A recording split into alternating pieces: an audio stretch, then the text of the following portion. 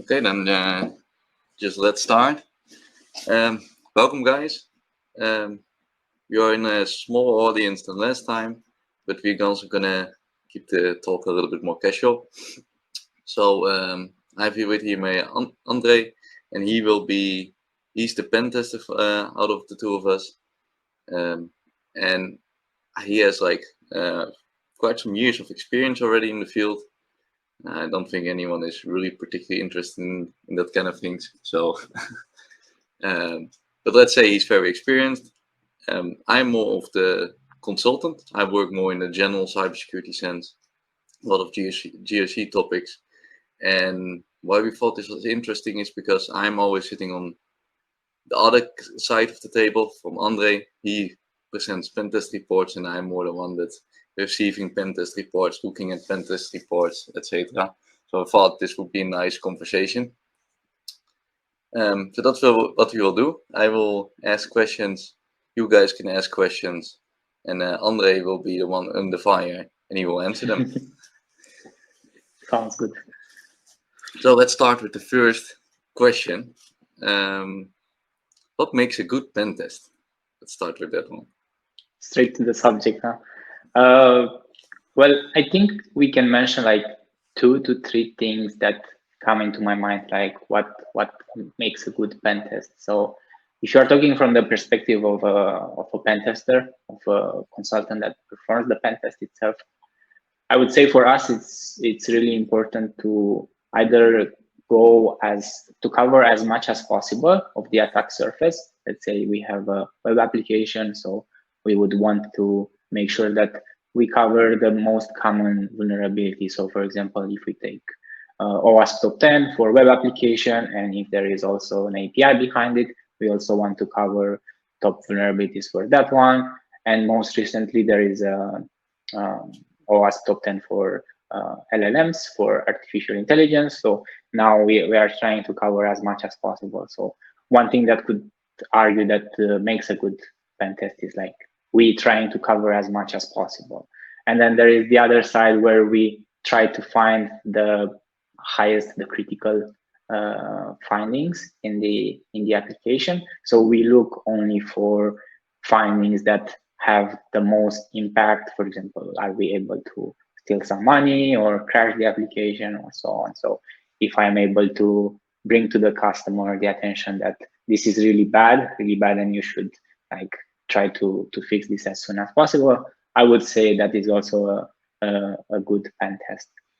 And then third thing, but I think this is something more from your side, and I would like to hear also your opinion, is like, is the pen test aligned with the risk assessment of the customer? Is what we perform for the pen test aligned with what the customer wants, what they expect, and what is their security appetite? You know what I mean?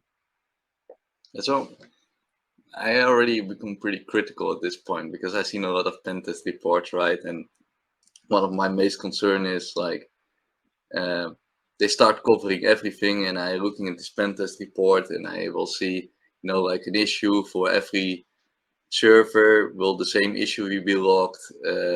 All the issues are pretty technical, and I'm like, yeah, man, nice that you covered everything, but first of all, I don't know what everything is, and second of all, I'm like, why is this relevant to my organization at all? Exactly. And especially a little bit noted on the fact, like, often issues are, like, if an issue appears on, let's say, 2 servers, it's for me, it's the same issue, that has the same root cause. And yeah, the way it's formulated, like it's not really related to the business. I need to do a lot of translating. But it doesn't per se mean it's a bad pen tester, but it still feels bad to me. What are your thoughts on that one? I think there is maybe a tiny difference between a pen tester and a cybersecurity consultant performing a pen tester. Because the pen tester, the way I see it, it can be very technical and can give you like very technical findings, while the cybersecurity consultant who performs the pen test is also the one who goes through these findings and knows to triage like what's important for the business, what's not important, what should I present to the stakeholders, like how do I formulate these vulnerabilities from the perspective of their business. So I would say a consultant is also taking into consideration the business side and this whole communication part, while maybe just one pen tester itself maybe is focusing way too much on the technical side, and this may be one of the things that you have also encountered.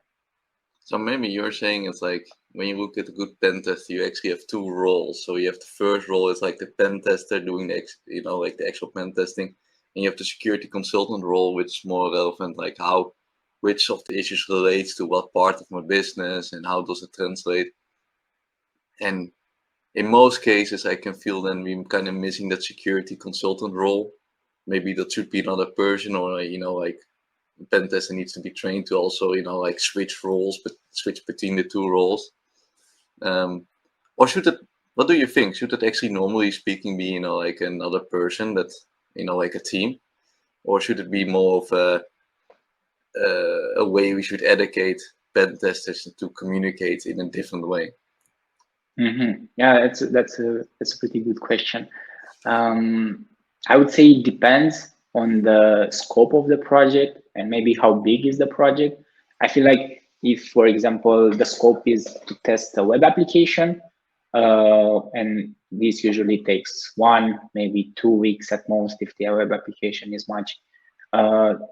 Having like one pen tester and one more security consultant on the project would add a lot of overhead, and people will start to like step on their toes on the project. Like, should I do this? Should you do this? You didn't explain properly what I wanted to say. But if I'm thinking of a pen test, maybe let's say a network pen test where there are thousands of servers and hundreds of applications exposed to the internet, I think having one pen tester who is more focused on the business side, so they still have to have the hard skills, right? To know what is all the vulnerability, what are about, and so on. But maybe this pen tester security consultant role can be more focused on the business, on the communication, to focus on his soft skills, like how do you present the report? How do you make sure the findings are related with the business? While you can have one more hardcore pen tester who is doing like on the technical stuff, and then they work together to present the best results for the customer. So I would say, just to answer your question quickly, I think it depends on like the size of the project, because if it's a very small one, I think that the pen tester should also be able to have these soft skills. I think you mentioned something very good here. It's more that relates to me personally. Like, I also have been programming a lot, and I still do actually. And I figured out like the switching between the two roles, like the consultant or the programmer, that's often very difficult for me, because once you're in the programming mindset, you're only thinking about, you almost start talking programming languages, like if you focus too much. And if you're consultant, you're way more, you're a little bit vaguer, you're a little bit more nuanced, instead of 0 or 1. And it's often very hard to switch. So for example, what I do normally actually is, if I come in such an issue where I need to program and explain, I dedicate one day for programming and the other day more for the soft stuff. So I have a clear cut between the two roles, because I think it's really difficult to switch them out.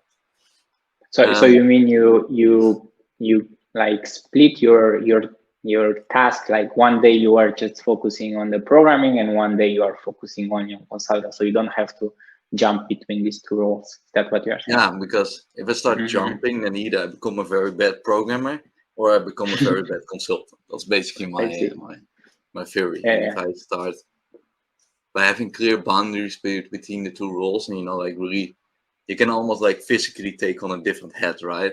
then it really changes the way you think about it. But just to expand on this, like one of the interesting points is also, the risk classifications of the pentest report. So you get all the issues, and a pen tester starts identifying the risk and listing down and rating the risk as well, right? And what are your thoughts on risk rating? Because I always feel if I receive a pen test report that those risk ratings are awfully completely off the charters, to be honest.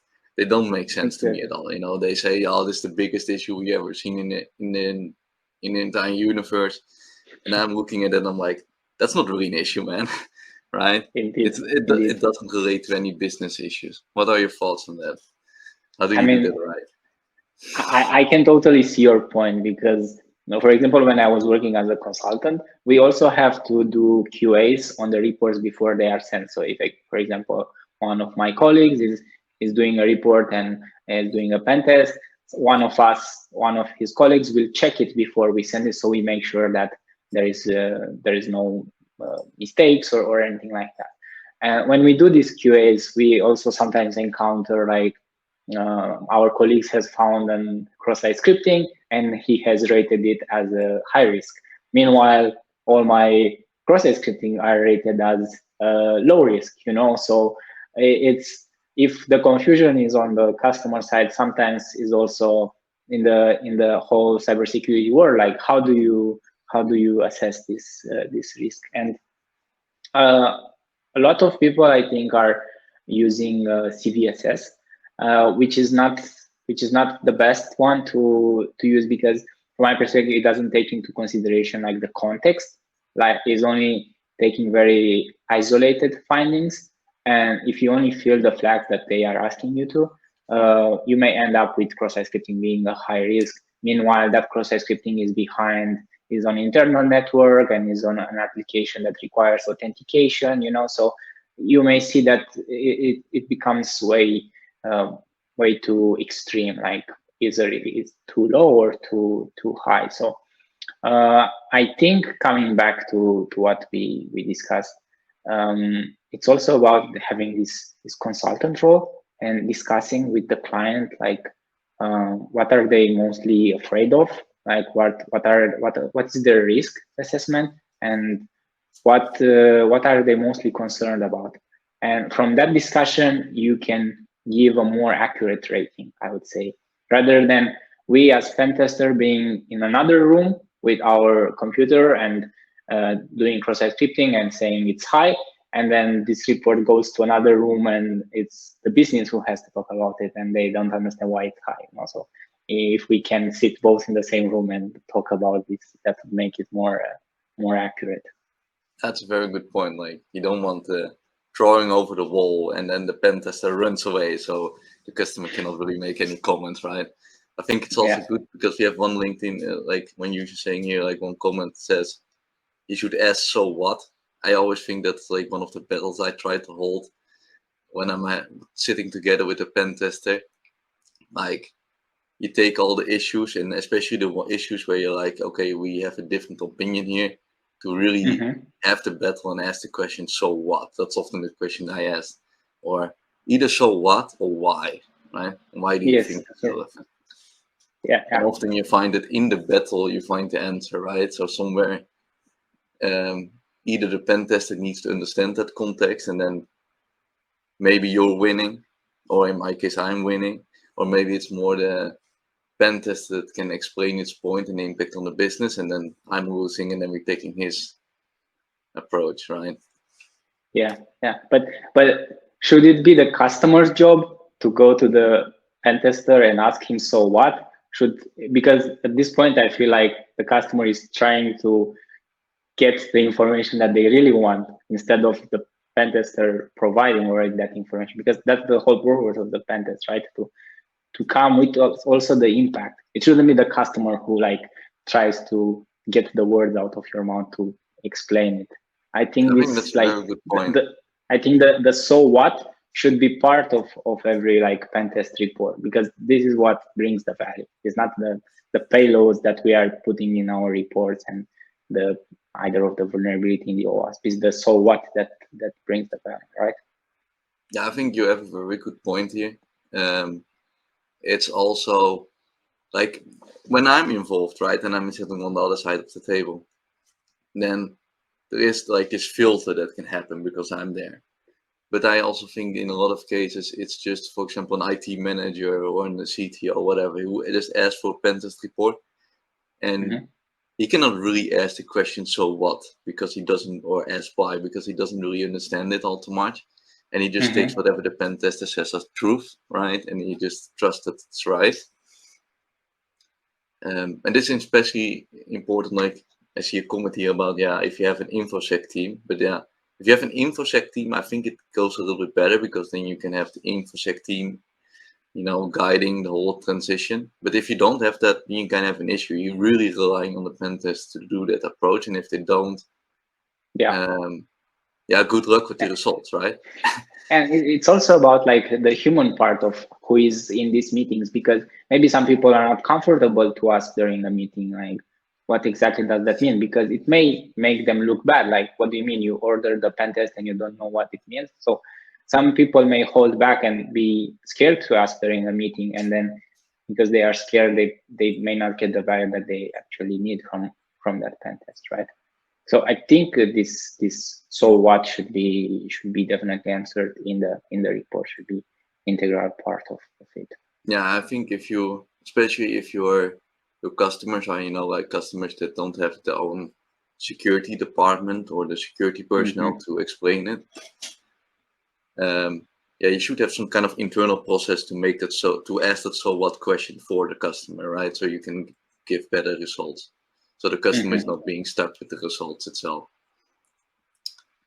Sometimes I see this question also being asked when, so for example, we provide the client the report, and then we have a walkthrough of the report where we have a 1 hour meeting and we go one by one each finding and try to have a bit more talk about whether if something is unclear or how should we approach. So this is also, I think, a good opportunity for organization to explore the impact. Yeah.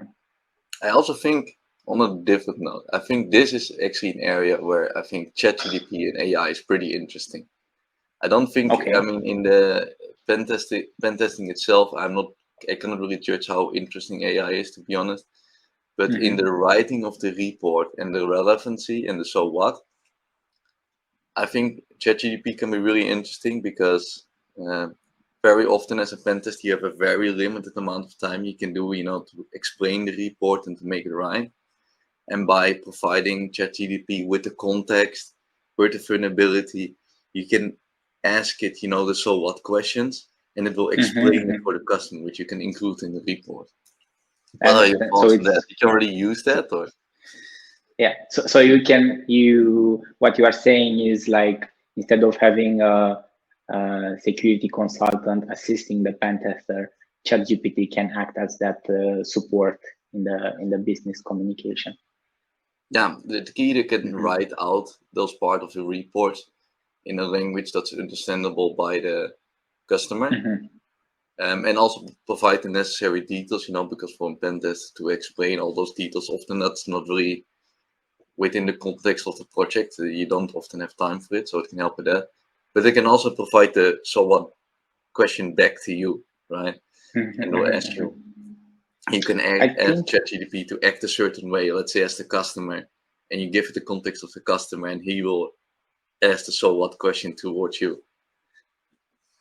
I think it can help in the sense that it will formulate the ideas that you already know in a more like elaborate way and a more fancy way and more clear maybe sometimes.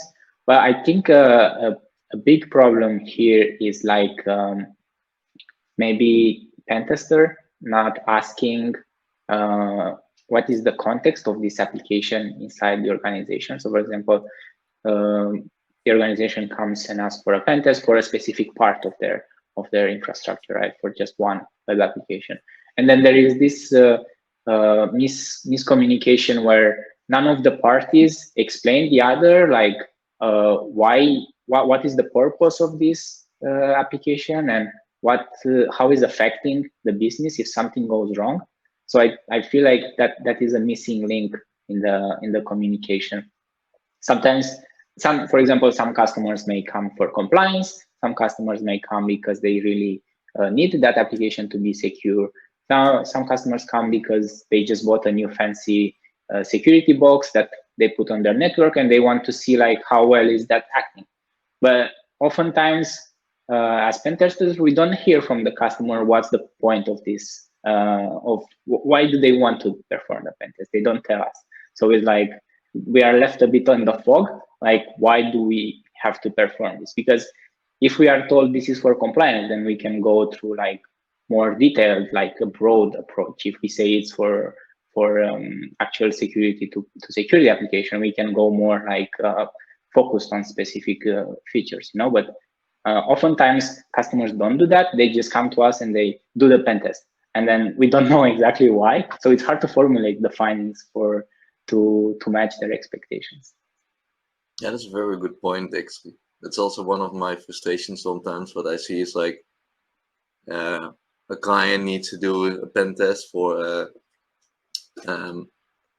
compliance reasons, and they start like, just give us a pen test, right? I don't really care what it is, just give us a pen test. And you're left with this pen test that's being done partially on a network, partially on an application without any real focus. And you're like, why and what? It doesn't really make sense. Exactly. Although I must say, I've been a lot in security consultancy role, right? Also for security provider that did pen test, and I always felt like we should be more clear in asking that question. We should ask the so what question instead of just start running, what the customer says, right? We should challenge the customer a little bit, like, hey, do you really need this pen test? I mean, most people hate asking that question because, like, if you're a security provider and you ask that question, you might think, oh, they're not gonna take the pen test. In my experience, actually, they might not actually take the pen test because they don't need it, but at least they consider you as a partner. So the future business is way greater, in my opinion. Yeah, you are building trust. Like, you are not just trying to sell them a pen test when they think they need a pen test. Because sometimes I had clients coming to us like asking for a pen test when in fact they only wanted a vulnerability scan, which is just a tool that is running and then providing a report. Or they made some changes in the architecture of their infrastructure, right? And they wanted a pen test. But then our proposal was like, maybe it's better to start to look at the changes that you made in the architecture first to see if there are any vulnerability at that high level, rather than just jumping straight to the pen test part.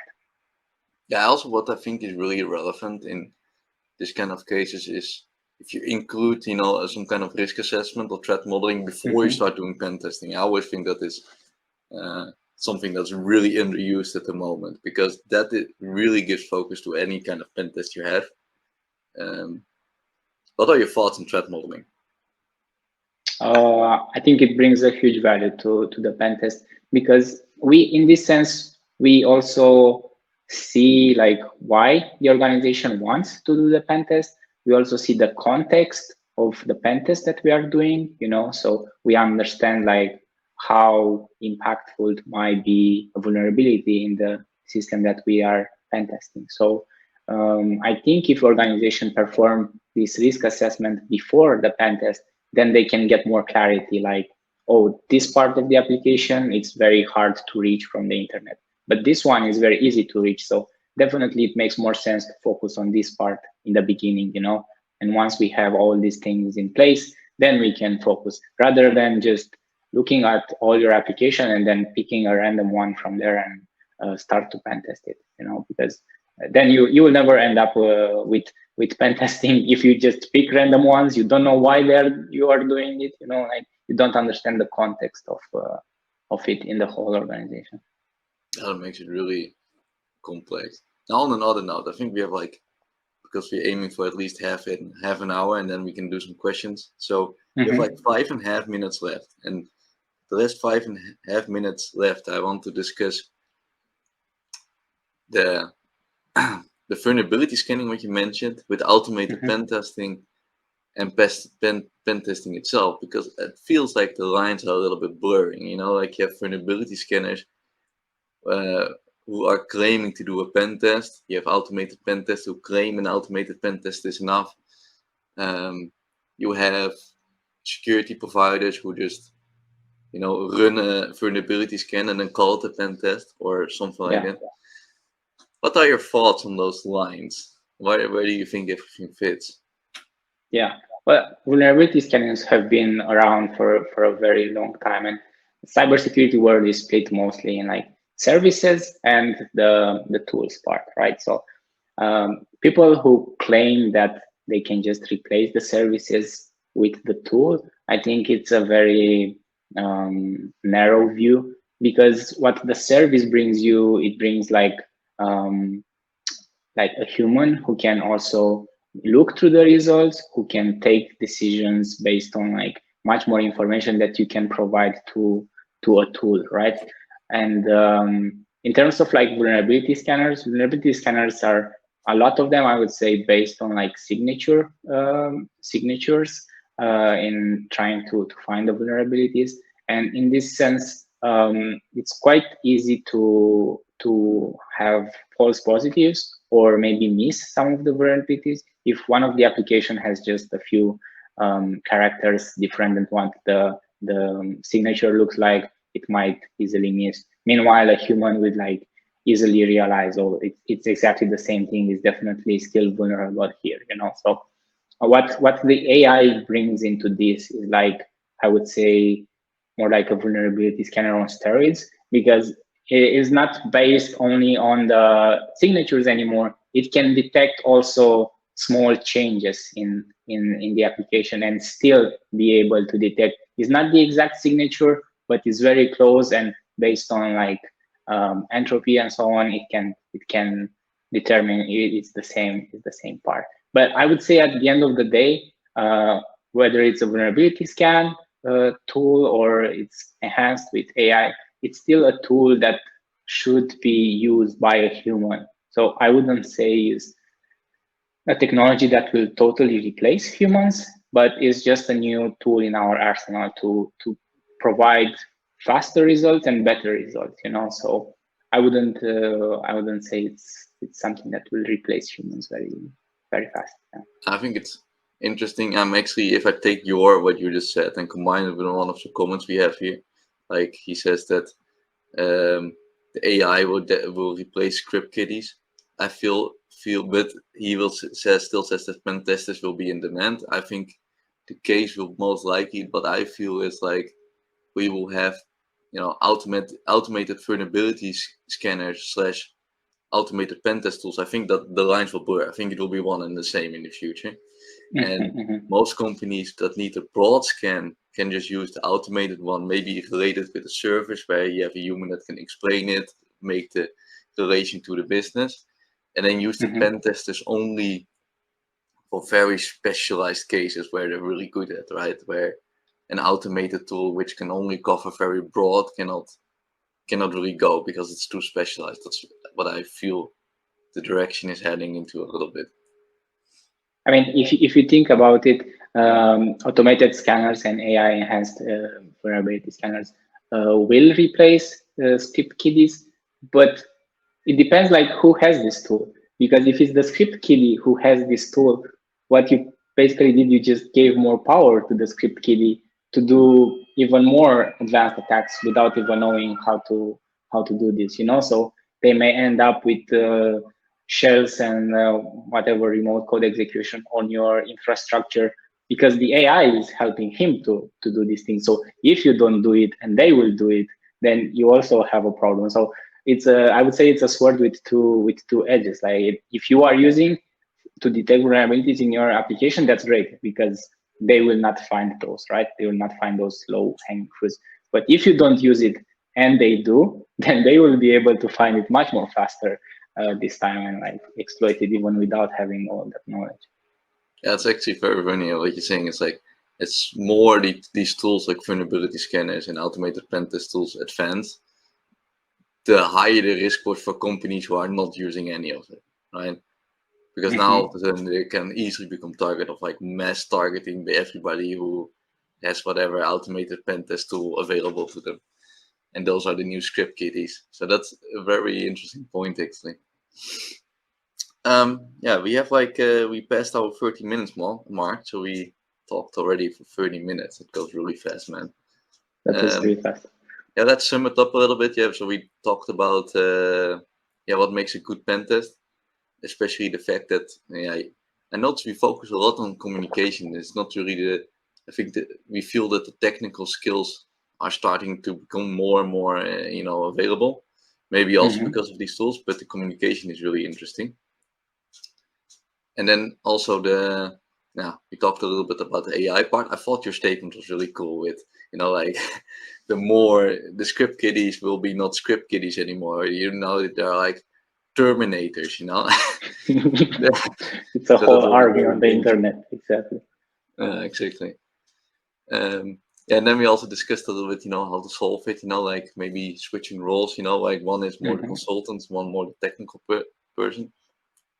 So all in all, a pretty nice conversation we had there.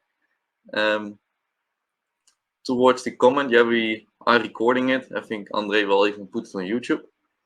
Exactly. And everybody will, I think, will get a link on the email with Yeah, where you can rewatch it. everyone who signed up for the event on LinkedIn will receive an email with the YouTube recording, and then we will probably post it as well as LinkedIn posts Yeah. soon after this is ending. Yeah. And this is also our first way we're doing it this way. Last time we had a presentation more in that sense, and now we have more of a talk. If you have us on LinkedIn, just send us your thoughts. What could go better, what was good, what could go better, what was absolutely not so good. Do you like this kind of format more, or do you like more the presentation style? Just send us a comment or reply on the LinkedIn on the email if we send an email. That's also fine. Yeah, that's it. We had a nice conversation. I think it's nice to have a conversation like this in the middle of the day for not all too long. My concentration is also pretty limited. Indeed. Indeed. So I want to thank everybody for coming, and you guys can await the email with the recording. Um, I like this idea, like this comment, like ideas for the blog. Yeah, and if you written the blog, just send us. I'm happy to share it with my network as well. Uh, Sounds good. Sounds good. that's okay. So we will close it and up to the next one. Perfect.